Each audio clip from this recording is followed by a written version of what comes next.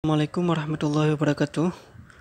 Bacuk lun cerita Jino Gedayo Aceh ka dihebohkan dengan beredarnya kitab suci Aceh yang naba Play Store.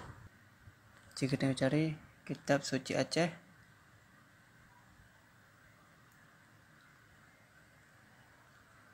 yang ka di download Jino lebih dari 1000 download.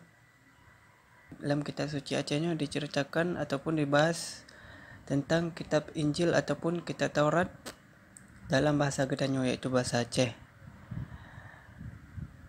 Pokoknya dalam kitabnya ajaran sesat dan sangat menyesatkan.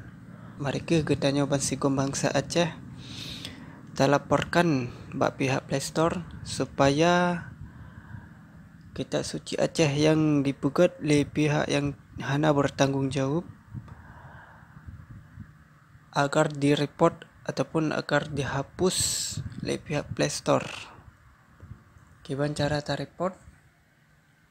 Cara tadi gambar titik lainnya alihnya tertandai sebagai tidak pantas. Alihnya terpilih konten kebencian ataupun melecehkan. Alihnya terkirim. Nah, lagian ke cara tanya untuk terreport ataupun terlaporkan bak pihak Play Store supaya kitab suci Acehnya nak dihapus oleh pihak Play Store. Tolong bagikan supaya Gedayo Tepu Bandung. Sekian yang dapat Lun sampaikan, lebih dan kurang Lun lakai maaf. Assalamualaikum warahmatullahi wabarakatuh.